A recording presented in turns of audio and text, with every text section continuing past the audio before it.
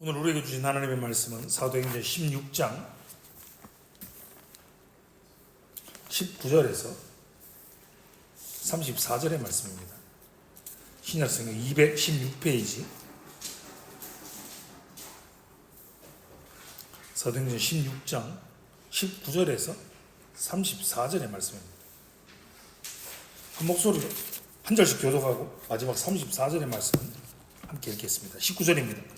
여종의 주인들은 자기 수익의 소망이 끊어진 것을 보고 바울과 실라를 붙잡아 장터로 관리들에게 끌어갔다가 상관들 앞에 데리고 가서 말하되 이 사람들이 유대인인데 우리 성을 심히 무란하게 하여 로마 사람인 우리가 받지도 못하고 행하지도 못할 풍속을 전한다 하거늘 우리가 일제 일어나 고발하니 상관들이 목을 붙여버리고 매우 치라하여 많이 친 후에 옥에 가두고 간수에게 명하여 든든히 지키라 하니 그가 이러한 명령을 받아 그들을 깊은 옥에 가두고 그 발을 착고에 든든히 찔렀더니 한밤중에 바울과 실라가 기도하고 하나님을 찬송하매 죄수들이 듣더라.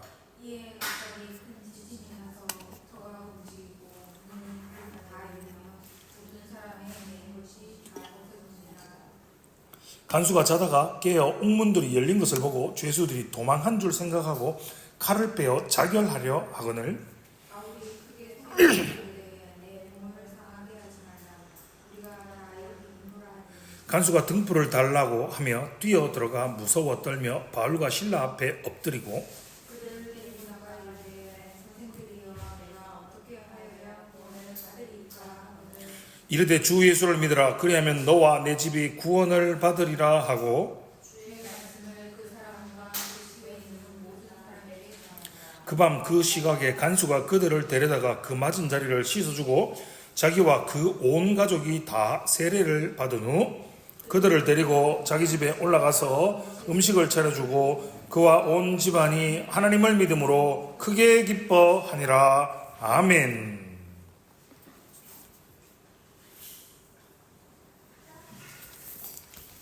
오늘 우리가 함께 읽었던 본문은 우리가 아주 잘 알고 있고 아주 많이 들었던 본문의 내용입니다.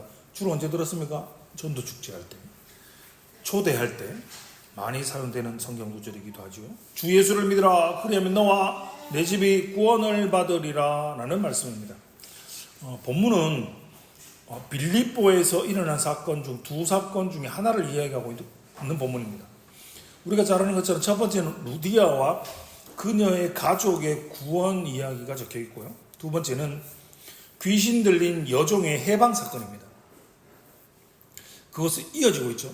이어서 그 여종을 고쳐준 일로 인해서 일어났던 뒤의 사건들이 이어지고 있습니다. 어떻게 됩니까?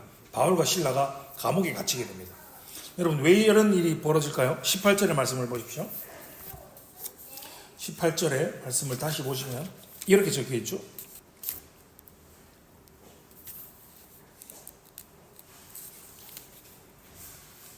19절입니다.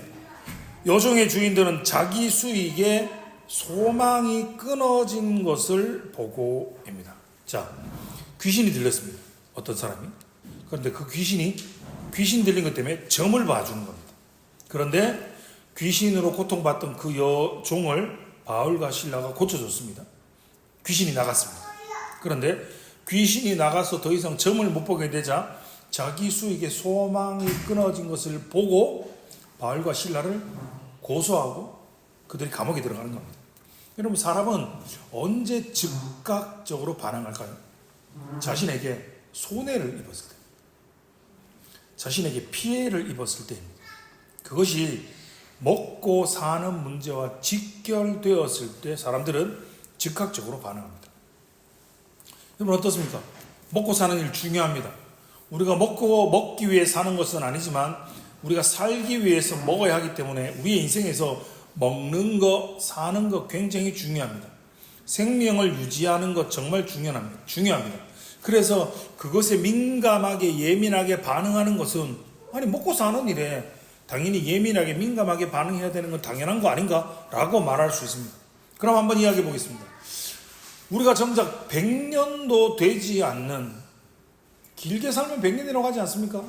100년도 되지 않는 이 땅의 삶을 사는 것에 대해서는 그렇게 예민하고 그렇게 즉각적으로 반응하는데 과연 우리는 영원한 삶, 영원한 천국과 영원한 지옥의 문제에 대해서는 마치 그 일이 금방 일어나지 않을 것처럼, 나에게는 일어나지 않을 일들인 것처럼 남의 일처럼 살고 있지는 않은지 우리의 삶을 한번 돌아보시기 바랍니다.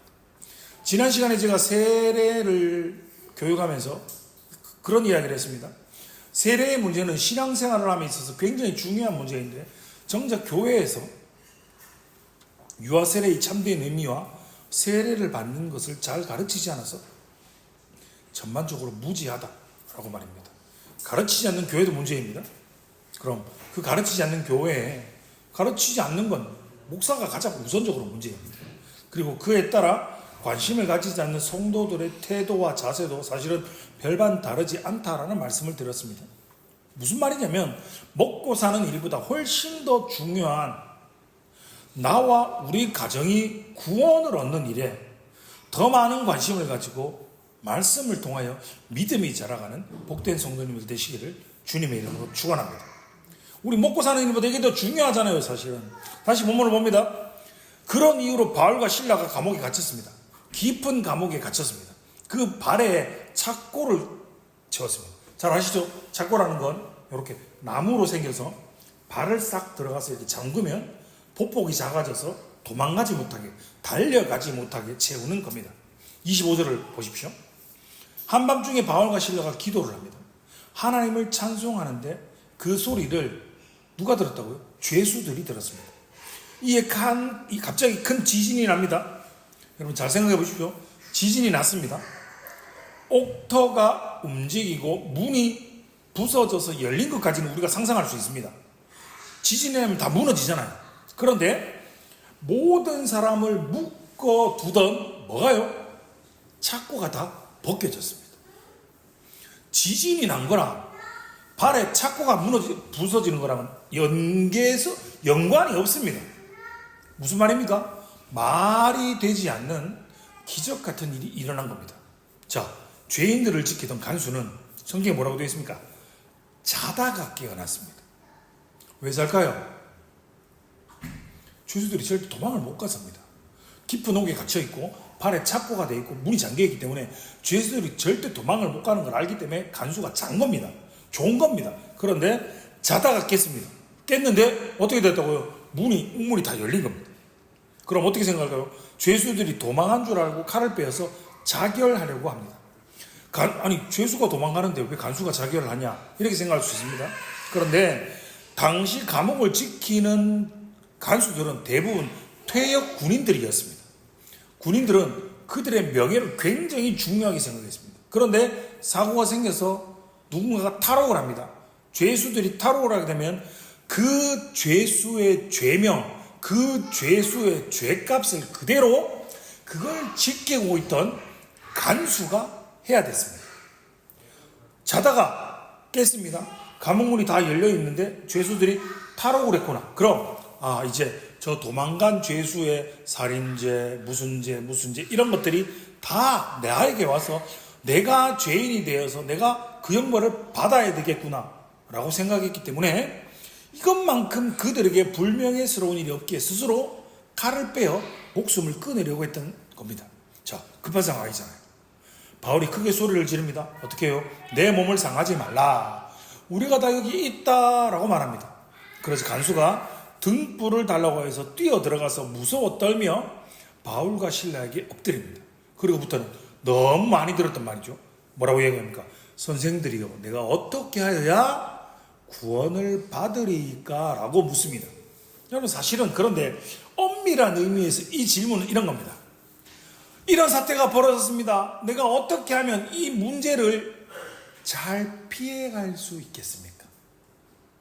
죄수들이 다 도망가고 감옥문이 열리고 이 난리가 벌어졌는데 내가 이 책임을 져야 되잖아요. 내가 간수장이니까, 내가 간수니까. 그런데 도대체 내가 이 문제, 이 사태, 이 소요에 대한 이 책임을 내가 어떻게 져야 되겠습니까? 라고 묻는 질문이 내가 어떻게 해야 구원을 받으리까? 라고 묻는 겁니다.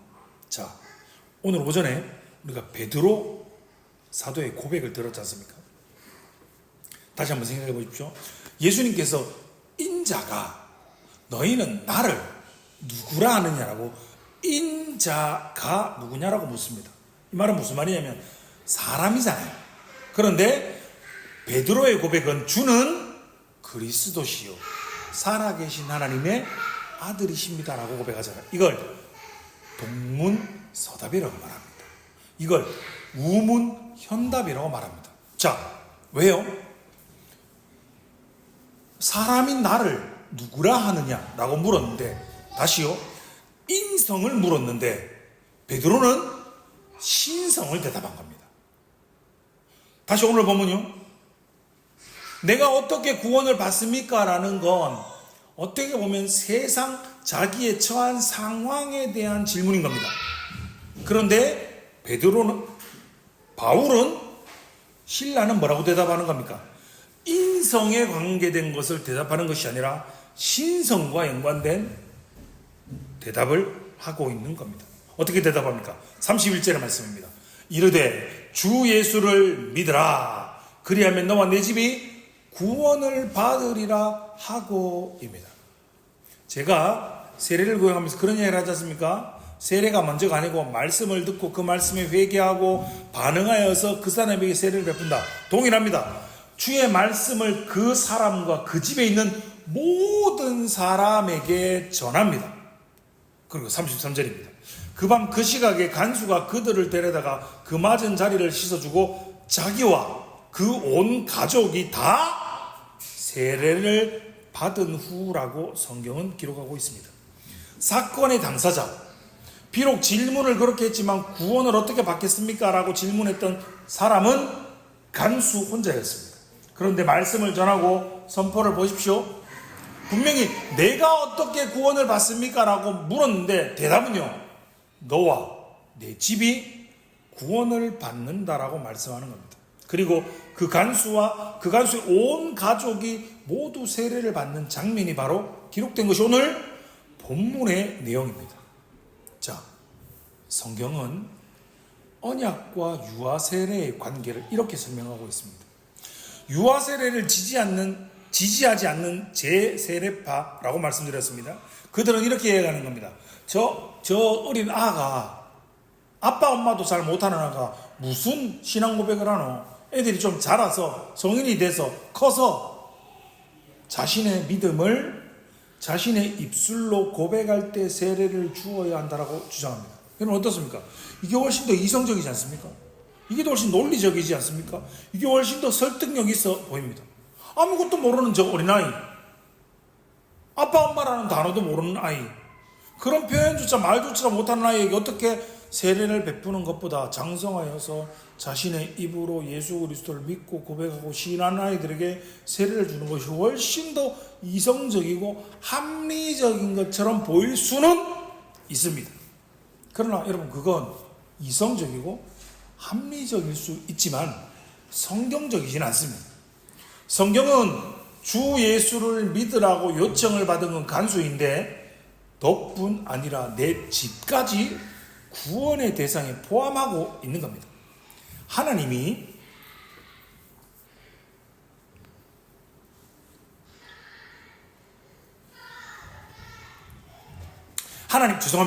하나님이 어떤 사람과 언약을 맺으실 때는 그 언약 당사자뿐 아니라 그의 가족, 그 가족과 함께 언약 공동체를 함께 포함하시기 때문입니다.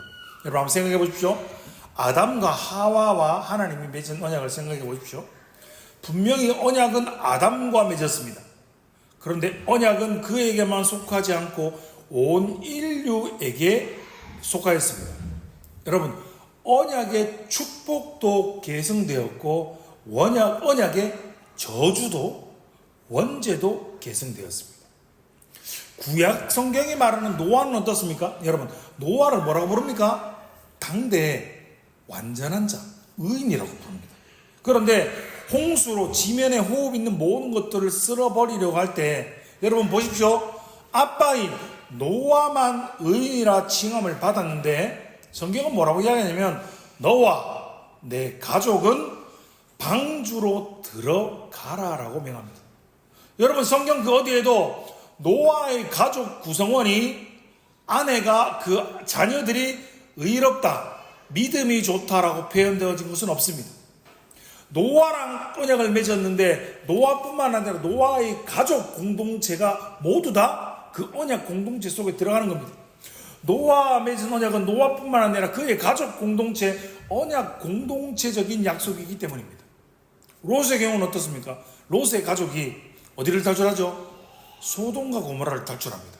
그런데 하나님은 롯의 아내 그리고 그 딸들의 믿음을 시험하신 후에 그들을 건지신 것이 아닙니다. 우리가 잘 아는 것처럼 물론 롯의 아내가 뒤를 돌아보고 소금 기둥이 되었습니다. 우리는 그 사건을 통해서 롯의 아내가 건전하고 신실한 믿음을 소유한 사람이 아니라는 것은 압니다. 그러나 그럼에도 불구하고 그녀도 역시 함께 그냥 롯의 가족이었기 때문에 언약의 공동체로 일원으로 건지심을 받은 겁니다. 물론 그녀가 뒤를 돌아보아서 소금 기둥이 되어 죽임을 당한 것은 언약으로부터 본인이 이탈했기 때문이지 처음부터 애초에 하나님이 그를 제외시킨 것이 아니라는 사실입니다. 이러한 성경의 사례들을 통해 우리는 무엇을 알 수 있습니까? 하나님이 언약 백성의 테두리를 정하실 때는 개인뿐 아니라 가족들, 자녀들 모두를 포함하신다라는 것을 알 수가 있는 겁니다. 그래서 오늘 본문의 표현처럼 너와 내 집이 구원을 받으리라 라는 사용이 표현되어지고 있는 겁니다. 여러분, 이것을 언약의 계승성이라고 표현합니다. 아담과 하와와 맺은 언약이 그에게만 국한되는 것이 아니라 아담의 허리에 있던 모든 자손에게 함께 해당되는 것이었습니다. 아담과 맺은 언약도 마찬가지입니다. 너로 인하여 모든 민족이 복을 받을 것이다 라고 약속을 하셨는데 이것이 아브라함에게만 국한된 것이 아니죠. 언약은 아브라함 개인과 맺은 거지만 그 계약의 수혜자는 모든 후손이 되는 겁니다. 그렇기 때문에 아브라함의 후손들은 하나님과 다시 언약을 체결하지 않았습니다. 이삭과 야곱과 그 12아들들이 이후에 하나님의 언약을 맺을 때 그 언약은 갱신이었지 처음부터 다시 계약을 시작하는 것이 아니었다는 겁니다. 후손들의 언약은 이미 선조들과 맺은 언약의 정초, 기초를 두고 있는 겁니다. 나중에 언약이 항상 앞선 언약에 기초를 하고 있기 때문에 그런 겁니다. 그래서 언약은 계승적이라는 겁니다. 자, 이런 언약의 독특성 때문에 하나님의 언약은 복을 주시는 것도 계승적이지만 저주를 내리는 것도 계승적입니다. 여러분, 이것이 무엇입니까? 바로 저와 여러분이 태어나면서부터 가지고 있는 원죄입니다. 아담이 혼자 언약을 파기했지만 그 실제적인 저주를 받은 것은 아담뿐만 아니라 아담 혼자만이 아니라 모든 아담의 후손들이 받았습니다. 왜 그렇습니까? 언약이 계승적 성격을 가지고 있기 때문에 언약의 복도 계승이 되지만 언약의 저주도 계승되는 것입니다. 로마서는 이 언약의 계승적 성격에 대해서 이렇게 이야기합니다. 성경을 한번 찾아보겠습니다. 로마서 5장 12절, 14절 두 절의 말씀입니다. 일부러 자막을 만들지 않았습니다. 성경을 한번 찾아보기 위해서. 로마서 5장 12절과 14절입니다. 245페이지입니다. 12절, 14절 한 목소리로 같이 한번 읽어보겠습니다. 시작.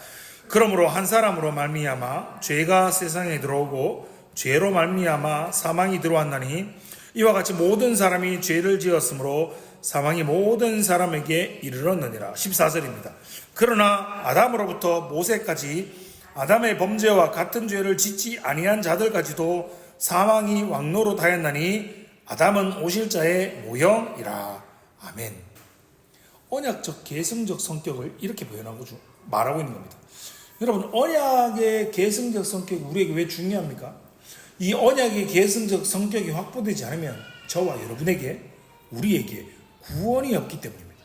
제가 오늘 본문 설교의 서두에 말씀드렸던 것처럼 이건 우리의 생사가 달린 문제입니다. 우리의 구원의 문제가 달린 중차대한 문제라는 겁니다.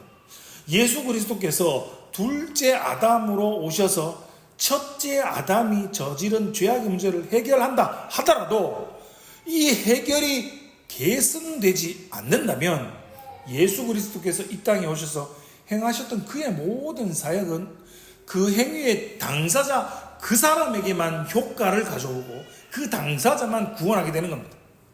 예수 그리스도의 십자가 대속의 사역이 모든 세대의 사람들에게 영향력을 미치는 이유가 바로 이 언약의 계승적 성격 때문이라는 말입니다. 여러분, 이건 단지 어떤 교단에서 유아 세례를 인정하느냐 그렇지 않느냐의 그런 단순한 문제에 그치는 것이 아니라는 이야기입니다. 이 언약의 계승을 인정하는 것이 중요한 이유가 바로 이것이 언약적 성격이고 더 나아가 이 계승성에 우리의 구원의 정초가 바로 여기에 있다라는 심각한 문제이기 때문입니다. 로마서 18장 19절 한 절 더 찾아보겠습니다. 바로 옆에 있죠. 18절 19절입니다. 같이 한번 읽어보겠습니다. 그런즉 한 범죄로 많은 사람이 정죄에 이른 것 같이 한 의로운 행위로 말미암아 많은 사람이 의롭다 하심을 받아 생명에 이르렀느니라. 한 사람이 순종하지 아니함으로 많은 사람이 죄 있는 것 같이 한 사람이 순종하심으로 많은 사람이 의인이 되리라. 아멘. 아멘이십니까? 본문 말씀 그대로입니다. 구원의 정초가 언약의 계승적 성격이 중요한 이유가입니다. 그렇기 때문에 화면에 보시면 도르트신경 제1장 17항은 이렇게 유아 세례의 문제와 관련해 이렇게 믿고 고백하고 있습니다. 우리는 하나님의 말씀으로부터 그의 뜻에 관하여 판단해야만 하는데 말씀은 신자의 어린이들이 본성에 의해서가 아니라 은혜 언약에 의해 거룩하다고 선언한다. 또 그 언약 안에 어린이들은 그들의 부모들과 함께 포함된다고 선언한다. 그러므로 하나님을 두려워하는 부모들은 하나님께서 어린이들의 유년 시기에 이생으로부터 부르시는 그들의 자녀들의 선택과 구원을 의심하지 말아야 한다라고 도르트 신경 1장 17항은 이렇게 고백하는 겁니다. 여러분, 이러한 언약적 특성, 언약의 계승적 특성 때문에 구약시대에는 어떤 게 있었죠? 할례가 명령됐습니다. 여러분, 할례는 아이의 믿음을 보고 아이의 신앙을 보고 시행한 것이 아닙니다.